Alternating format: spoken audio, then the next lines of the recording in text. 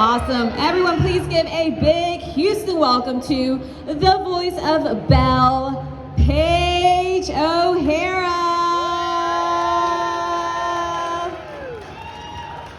Hello, hello.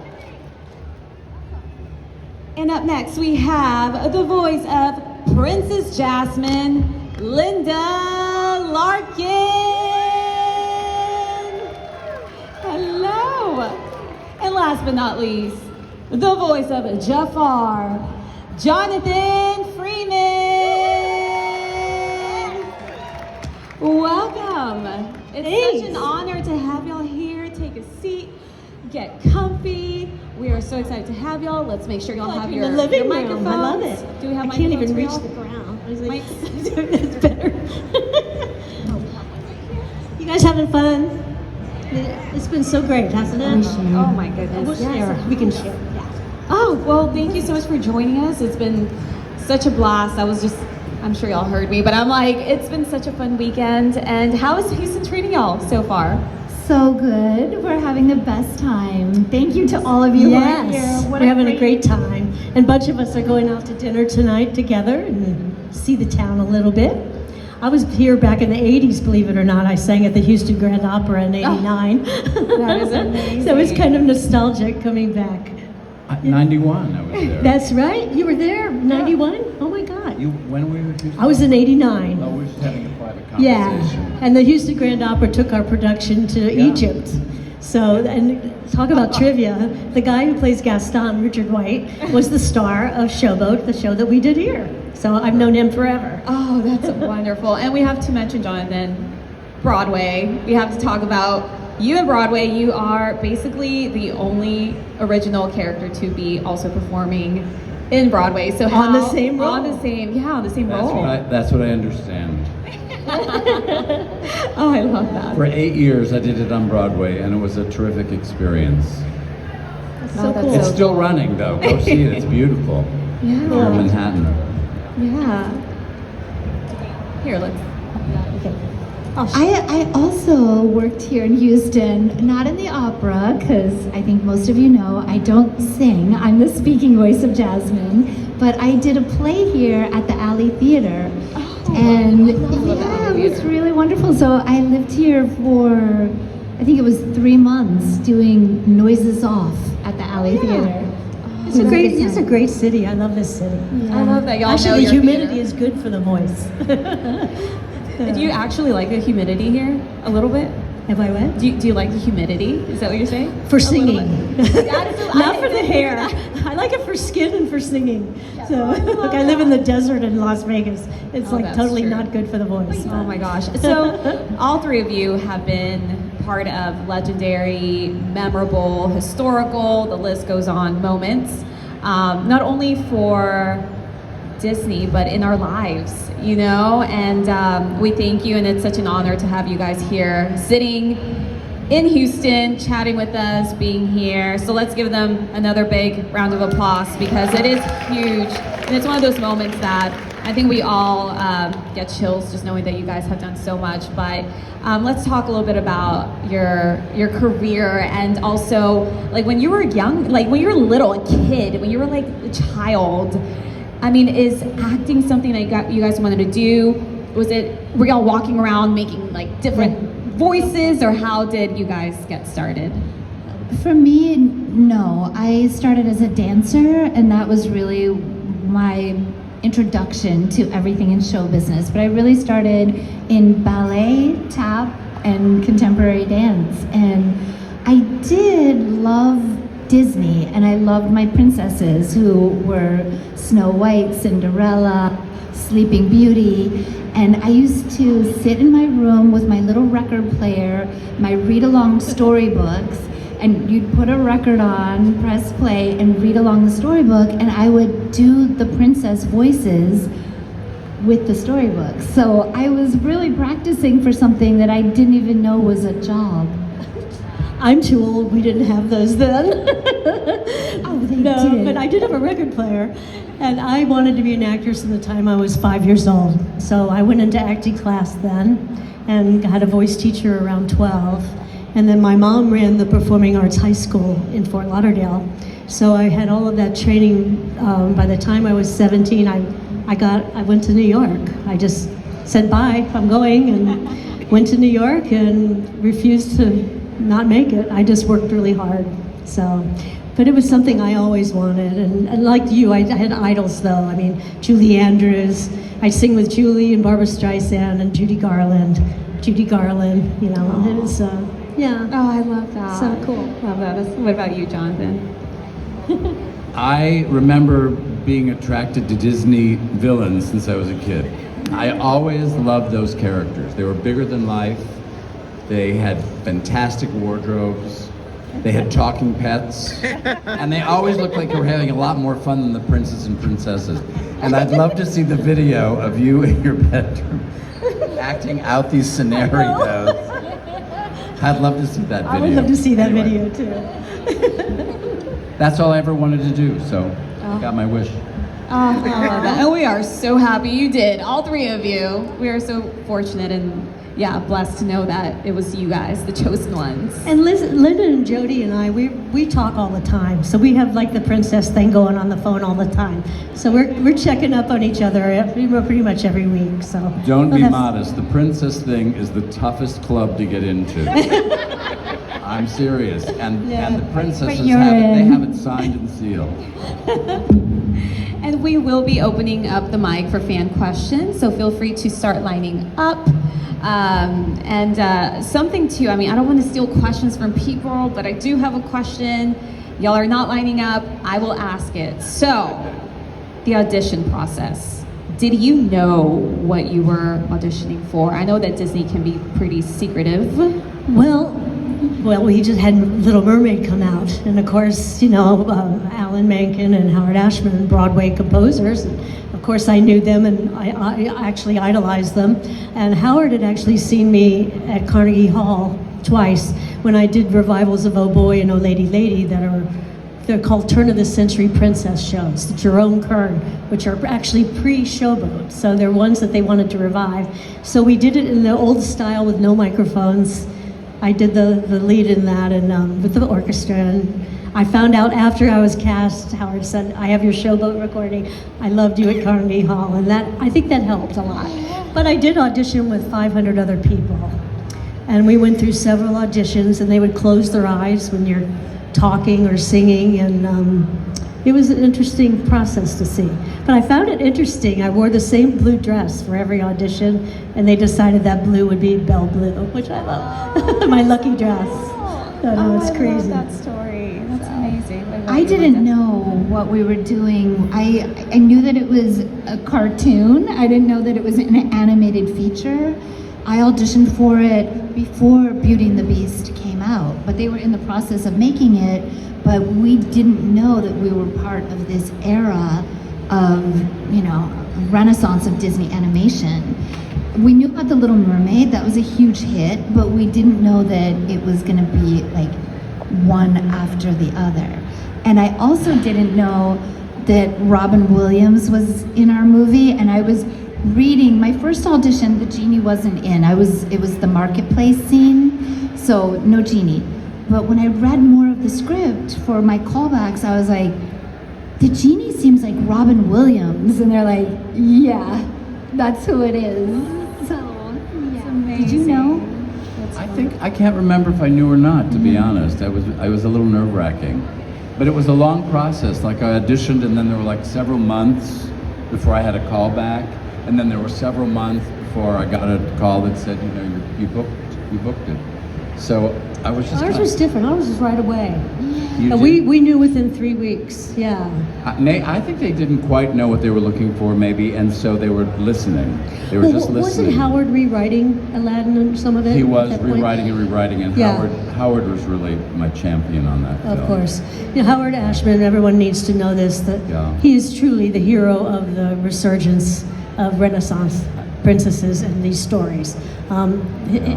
Truthfully, all three of our characters, Jody, myself, and Linda, all have a lot of Howard in those characters. And with Beauty and the Beast, I know the movie was all his vision. And now and then somebody would object to his vision, but they'd always go back and say, okay, Howard, you were right. We're going to do it your way. So when the movie came out, it was truly a tribute to his genius. I love that. Well, thank you for giving us that behind the scenes story. And now we'll get it started with the Q&A portion. Hello, what's your name? Hi guys, my name is Alicia from Houston, and I'm a college student at San Jacinto College. That's in Houston, Texas. So I just have a question. All three of y'all, love you guys so much. First John, my favorite actor of all time, and Paige, my mom, want to say hi. Thank you. So my question is, what are some good acting skills advice would you give someone major in fine arts, acting, theater?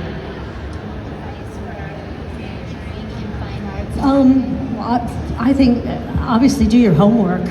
You know, I mean, it's amazing to me. You've got to know the classics and where it all came from, and have a wide library and knowledge of all of it. And definitely, you know, study it. And I think if you're going to be acting in it, study the great actors. You know, I learned so much from Katharine Hepburn watching her. I mean, there's so many actresses, you know, that you can learn from. And I did a lot of comedy roles on Broadway, so I would copy, I don't know, you guys wouldn't remember, but Imogene Coca on the Sid Caesar days. There was a great comedian, and I could find her in the library if they had her stuff on tape. But do your homework and be prepared, but then, of course, bring out your own personality to it. But having the knowledge of the work is most important to me. What do you think? I think that's such a great answer, and we forget about that a lot of time, doing your homework and really knowing the history of what you're doing or the background of it. And also, Paige mentioned being prepared. I was a reader once for someone's auditions. I was surprised how many people came in unprepared. I thought, wow, if there were 50 people who came in, maybe 20 of them came in prepared. And I thought that was shocking, because I thought everyone came in really like rehearsed, knowing what they were doing, and it wasn't the case. And I think that alone will give you an advantage walking into the room and auditioning for something. And also, you know, as a performer, the more work that you put into it, the more free you're going to be once you get to that performance. I would say persistence. You just have to be persistent. You have to know that that's what you want to do. If there's anything else that you think you could do, I would say do it.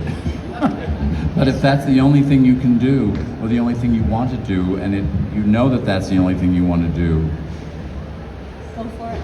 Thank you guys. You're welcome. Hello. Hi. What is y'all's favorite character from each other's movie, but it can't be each other? So our favorite character, like my favorite character from my movie or her movie? Her But movie? it can't be me or Jonathan. So who's your other favorite character? It's Aladdin. How could it not be? Oh my gosh. He's adorable. Scott is so perfect for the role. Oh my gosh. I mean, you just handed it to me on a silver platter, but obviously Robbie Benson Of course. as the Beast. Yeah. I was also a huge Robbie Benson fan as a little kid, because he was kind of a big star in the 70s. He did all those movies like Ice Castles and all those, and he actually wrote them and directed them, most of them. I know and he's on Severance now. If you guys want to check out Robbie Benson, he's playing a really scary part. I can't even watch it. It's too scary. Yeah. And you have a history with him. well, I taught him to drive. You taught Robbie how to drive? Well, No way! I didn't know this summer- story. One summer in a parking lot, his mother said, "Go out there and help him before he kills himself." Because you were doing theater I'm with calling his him mom. tonight and gonna His razz him on that. His mother was also an actress. Anne, did you know her? Yeah. She's lovely. Yeah. Aw, I still would choose Gaston. yeah. I always choose the villain.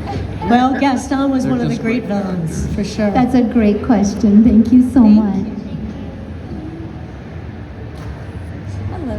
Hello, my name is Tony, and I've got to ask, since Disney has made live action and remakes of the movie, what is your opinion about them? So we saw the remake of Aladdin together, which was really fun, in New York at a special screening. I think that I was surprised how much I enjoyed it, because I wasn't sure going in. I have such an attachment to the original into the animation, and I was like, I don't know how I'm gonna feel about this, and I enjoyed it as its own experience. I really felt like I loved what they did with Jasmine. I loved that they expanded her character and she got to be the Sultan one day. That was really a wonderful extension of what we did with Jasmine in 1992.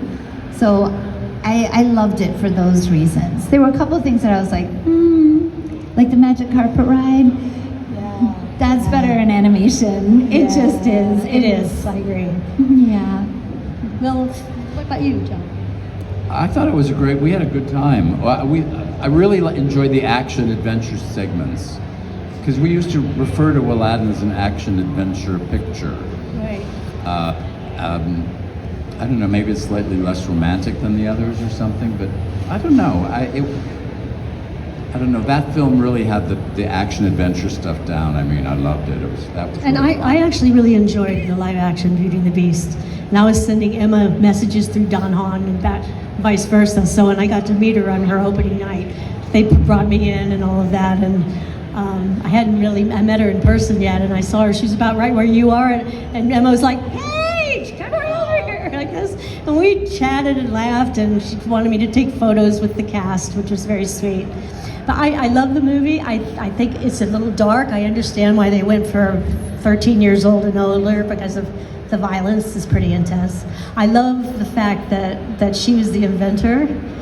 And what made it totally different than mine was that the Beast was an educated adult. So being that, he's much more threatening, whereas my Beast is a juvenile goofball, you know? So Dan Stevens' performance was very intense and Robbie Benson loved it, by the way. It was very interesting to watch. And I love the fact that he never sang before and he sang like that. The new song was great. One thing I didn't like, and Don Hahn agreed with me, is using a gun at the end. I think it should have still been the sword fight thing. I think that took away a lot for me. But other than that, I thought it was pretty wonderful, and Emma's adorable. Thank you. Hello. Hello, my name is Spencer, and first, I really love all your movies, and thank you so much for being in everyone's childhood. And a question to Jonathan Freeman: how would your characters you voice, Jafar and Stola's dad, how would those two react to each other? How they react to each other? How they probably try to kill each other.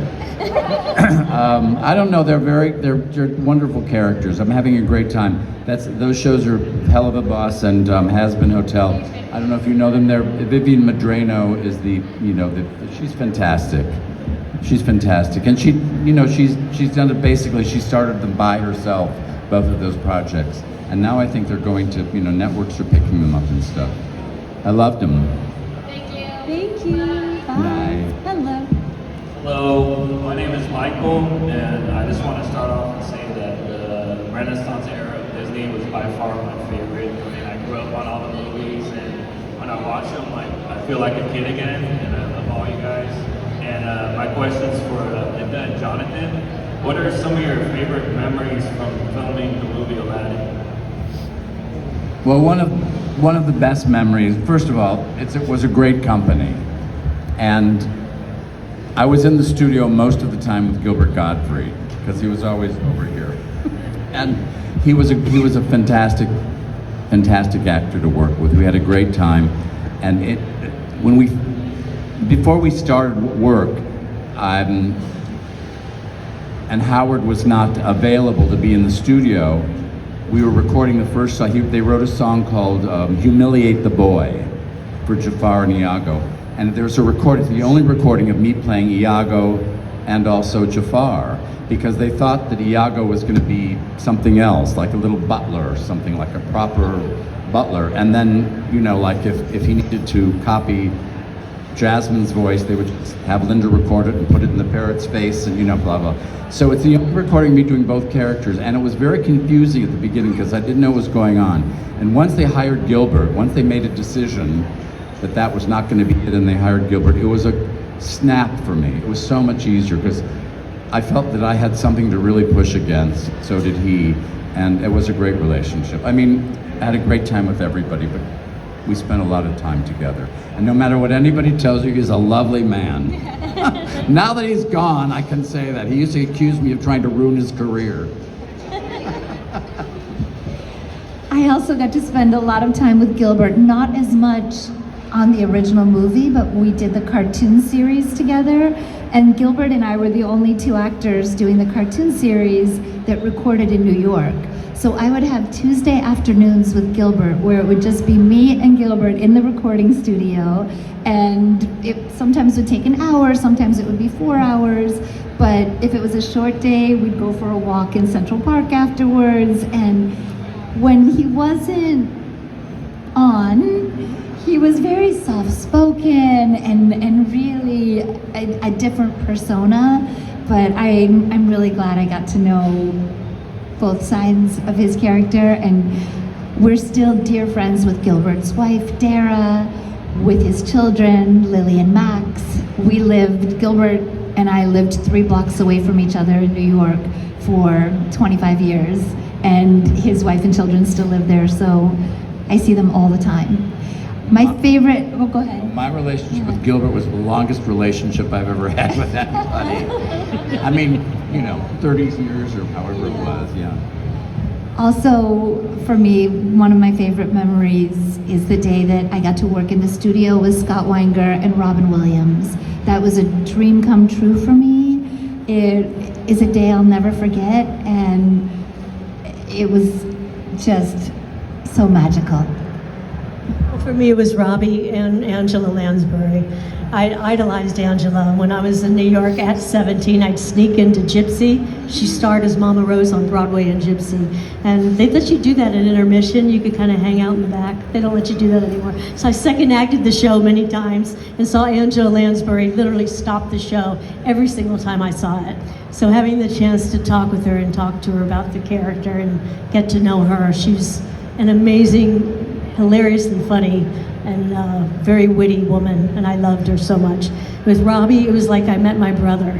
We knew from the first day we met that we were like old friends, and he was like my brother. So it was, I was the bad girl though. I requested that Robbie and I record together, and they never did that until I asked.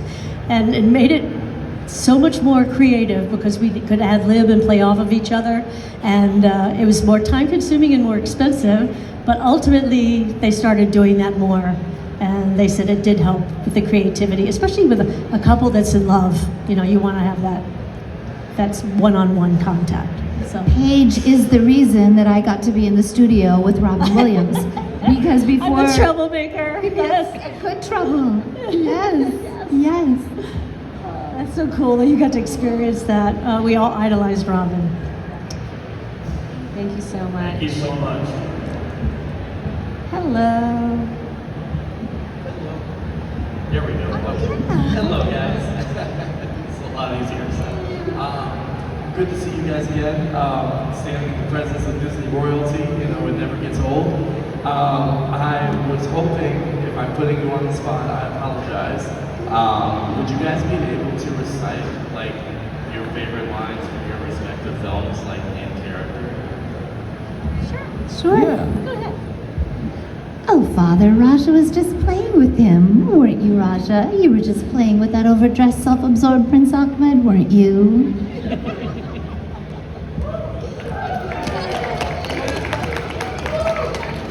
Gaston, you're positively primeval.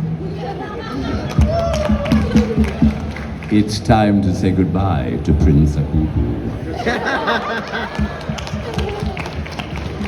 Wow. They made our day for sure. Thank you so much. Hello. Hi.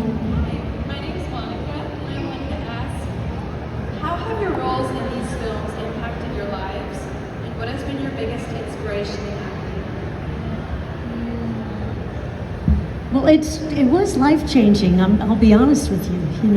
We had no idea at that time, but we're all Broadway people. We were lucky to work in the theater, and we're lucky that Disney, particularly Howard and Alan, wanted Broadway actors for these films. If you look at the roster of all of Beauty and the Beast, we were all the main characters were Broadway actors. And so for that, you never know you're going to do something that people will see 20, 30 years from now. So the fact that it's going to be live on forever after we're gone is a wonderful, wonderful thing. I mean, I look at now with, the films that I grew up on. To this day, Mary Poppins changed my life, and it is my favorite film still. And what's really cool is I got to not only meet Julie Andrews, but she asked me to hang out with her at Disney World for one day. So I got to spend the day with Julie Andrews, and that was amazing. But the fact that you can, in theater, we can reach out to so many people and do things for charitable reasons, different charities. With these roles and the enormity of these films, the charity work we can do is worldwide, which is really an amazing, wonderful thing. So that part is really special. It's so many things. It's so hard to answer that question succinctly because it did change our lives in ways that we could have never imagined. And I think it's just been an adventure that continues to unfold. So sitting together here, talking to all of you, traveling together, the friendships that we get to make, new ones, old ones, and really the people that we meet who've connected with the work that we did alone in a studio. And all of you being here and the stories that you share with us, that's part of the adventure. So special. It is so special. Really special. I don't think you realize, but it really stays with us. These stories become a part of us. They really do. So that's been the greatest part about doing this character. She's right. Top that.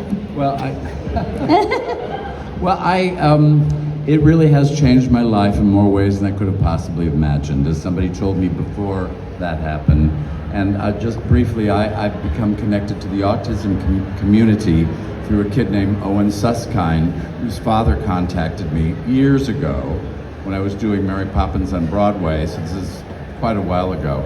But after I'd done the film of Aladdin, but before I'd done it on Broadway. So I got in touch with him for his birthday, first of all, and then I became part of their family and part of their lives for a long time. And his father wrote a terrific book called Life Animated. And it's an Oscar-winning. Oh, yes, an Oscar-winning animated short. Also nominated for an Oscar. Incredible. There's Not a animated. documentary Yeah, by the same name. Yeah, Life Owen, Animated. you will fall in love with him. We took a picture for him yesterday and sent it to him. Yeah. Oh, did you hear back from him? Yes, he was so excited. Oh, good. He was so excited. Yeah. So Owen's story, I'll just tell you this. Tell him how Owen began to speak. Owen did not talk in the first few years of his life. Yes, this is a kid who didn't speak, and he was normal developing until he was 3, and then he fell into autism and he lost speech. He was starting to learn how to use a big boy cup. He had to go backwards, and the only thing that made him happy and kept him at peace was watching Disney animated movies, and he would watch them over and over and over again. And for a long time, there was a school of thought that said, you have to divert your son from doing this because it's going to become an obsession and it's not going to, And they tried to do that. They tried to follow what the common knowledge was at the time, and it wasn't working. And his mother said, and they had to put a lock on the television in order for him. This is maybe all have to know who here knows what a VCR is. Okay. Well, yeah. So what I'm about to tell you could not have happened before the advent of the VCR, because Owen just was going backward and forward, listening to specific things on all these different movies. And they finally had to, Cornelia, his wife, his mother, took the lock off the TV and she said, I don't care, I can't stand to see my son unhappy, let him watch the movies for the rest of his life if he wants to. And one day they came into the den where the television was, and he was going backwards and forward in one scene from The Little Mermaid, when Ursula leans forward to what's her name, Ariel, and says, it won't cost much, just your voice. And he rewound, just your voice, just your voice, just your voice, just your voice. And he kept doing it over and over. And when he when his parents came in to see what was going on, he said, "Just your voice." And they thought he was asking for juice. They were saying juice. He was saying, "Juice your voice." He couldn't quite spit it out. Anyway, the short of it is, they realized he was self-teaching, and Disney became a huge part of his reemergence. And he's, very high functioning, and of course, and he's a brilliant. Well, now you can't keep him quiet, and he does all of the voices. I mean, really well. He does the men and the women. Yeah. He's unbelievable. He's loves very. it. But his dad started communicating with him by pretending to be you and Yeah. Aladdin. He loved Aladdin. No, and pretending to be Iago. that's right. Right. That's right. Yeah. That's right. That's right. And so now, all of a sudden, he was, verbal completely, like totally. If you get the movie, You've gotta watch it. If It's you all get the good. documentary of Life Animated or the book, which is a great read, it'll explain it, perfectly. But it's great that all the whole circle of it, you're the one that kind of helped with all of that get out in the forefront. I also That's get really I get a good. text from him whenever one of the Disney voice people dies. He does. He takes keeps it up all on to all heart. the Disney stuff. He mourns all of them. Yeah. Yeah, he's amazing. He mourned when my sister died. I had no idea he knew that. He's just very sweet, Yeah. very sweet soul. I love that story. See, as you can tell, the adventure of this, crazy. it just takes us in It's so places we huge. never expected to go.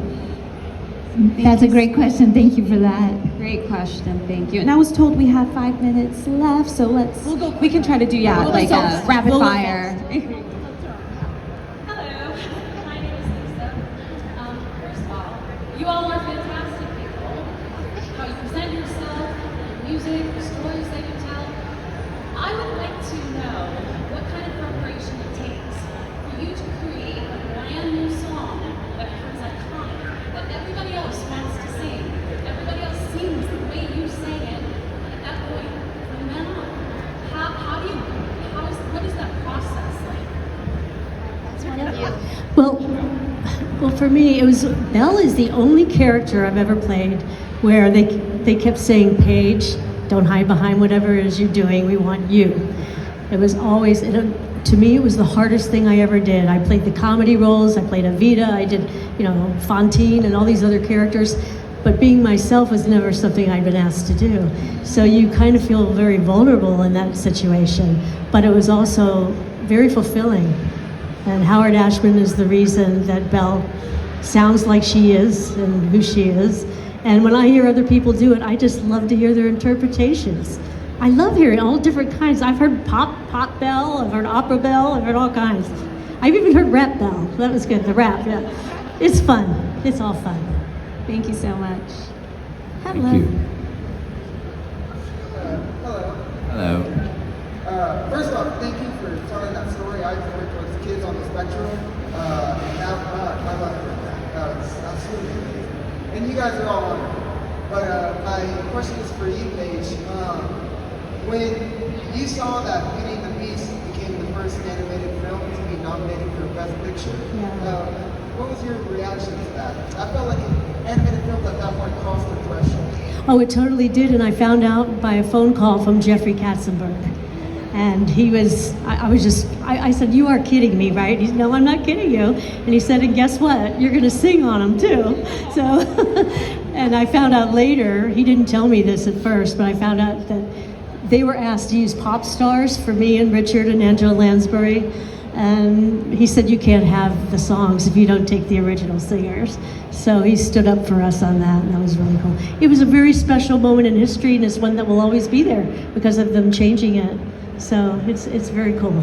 Yeah. Thank you so much. Hello.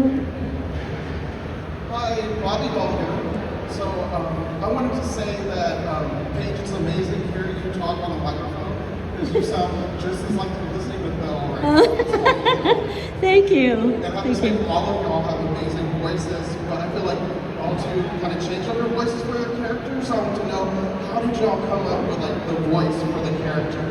Well, mine is my voice. Yes, I didn't I think change it's a anything. Howard Ashman thing. Howard likes the princesses to be They're like authentic them. voices. Yeah. A So, little more sassy though. well, I mean, Jasmine really is sassy in the movie. Just so- like Linda. so Linda's yeah. very sassy. I think that elements of her really resonate with me, and I think that that's why I really got her and felt like I could take her in all these different directions.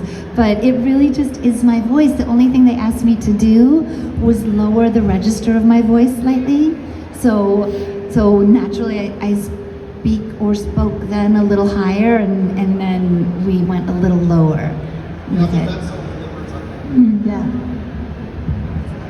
I was just, how did you find your voice in the character? Well, you know, I got the text, the script first, and I asked if there was a preliminary drawing of some sort that I could see, and I got a lot of information from the drawing. I think I'm kind of visually oriented anyway, but just seeing the drawing, which was not the Jafar that we all know now, which was Andreas Deja's Jafar, but it was this long-faced drawing. I think John Musker did it, and he had very heavy, sort of opiated eyelids, and he had a certain, droop to his mouth.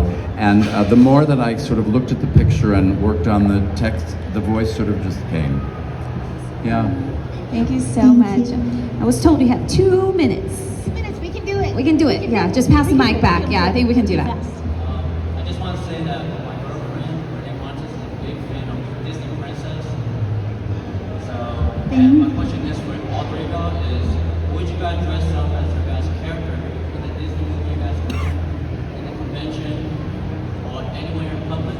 I never dress as my character. No. I had trouble doing the thing for the Disneyland 2 weeks ago. They were looking at putting ball gowns on me, and Jodie was in a ball gown. I knew I'd be standing with her. I said, we're not going to fit on the stage. I want a spangly gold dress. So that's what we had. No, not my thing. I don't know. You could have fun in your costume. You wore that costume on Broadway. Eight times a week on Broadway, but I've never worn it out. Thank you. Hello. Hi, my question is, raising 3 children, two who are interested in getting into the business, what is your advice to the youth? And looking back on your career, what advice would you give to yourself, your young self? To work hard, for sure, and I think that we all come from that kind of discipline, so working hard does pay off. I think that is one important thing. Absolutely. And I think because I've always battled stage fright, and it was really bad the last few years, but I think I would tell myself to forgive myself a little bit, that it's okay if it's not perfect, because I am a hopeless perfectionist, and it's gotten in the way at times. So. I agree with that. Yeah. Thank you so much. Hi. Thank you. My name is Ariana, and my question is, if you were to be a different Disney character, who would it be? Belle. That's so. I would be Belle. I always say this. I've had this question. I've loved Belle since the first time I saw Paige's performance. We were doing Aladdin when That's right. Belle came out, when Beauty and the Beast came out, and that has a special place in my heart. Well, I love your character, but I love the ocean, so I'm very partial to Ariel and to Moana. I'm a scuba diver. I've been diving for my whole adult life. I live in the ocean. I love the ocean, so that would be kind of fun. But Mulan is pretty darn cool too. She's the reason I kickbox. What Disney princess would you be? I would be Jafarina. I would not ever want to be, let me just say this. I don't ever want to be considered to be a Disney princess. I don't ever want to do a Disney princess. It's not interesting to me, and I know that they don't have any fun. That's not true. Not true. When I went to work on Aladdin, I just thought, I'll just approach this character like the name of the movie is not Aladdin, it's Jafar. That's healthy, actually. Thank you. Hello. Why did you guys want to be actors? Do you know, I owe it to Judy Garland seeing The Wizard of Oz. Within the same year, I saw Mary Martin as Peter Pan. And then 2 years later, I saw Mary Poppins, and I just fell in love with all three of those women. And luckily, I got to play Peter Pan at the Hollywood Bowl. And that was kind of cool. But I just knew right away when I saw those performances that that's what I wanted to do. And we just saw Wizard of Oz at the Sphere. If you guys ever get to Vegas, it is immersive, the most amazing experience. Judy Garland was never better. It's so beautiful. I want you to have a chance to ask your question. Okay, so what's your question? Last question. Hi, my name is Isabella, and my question was, what did you first think your character was going to look like before it happened? Well, I did also see a sketch of the character early on, and we saw like a 3D model of the character that was not painted. It was just a 3D, like, you know, it looked like a doll kind of on a stand. So I had an idea pretty early on of what the character was going to look like, and I think you said you did as well. Yeah. And did you too? Well, actually, the original drawing of Belle was too pretty. She looked kind of like too perfect. She was like Angelina Jolie, chiseled perfect. And they realized that's kind of not approachable. They wanted Belle to be pretty, but they wanted her to be approachable. And so they changed her up and used a lot of different, they had a wall full of all these actors on there. Natalie Wood had Katharine Hepburn, and then at the bottom was my funny picture with all these women. So they took little ideas from others to make her more relatable, I guess is the word. So, but credits to Angelina Jolie. I mean, that's what she looked like. I mean, they definitely used her face in the beginning. That's awesome. Great question. Everyone, thank you guys. so much. Please Thank give you. a Thank big you round so of applause much. You guys are to wonderful. Paige, Linda, and Jonathan. Thank you Y'all so much.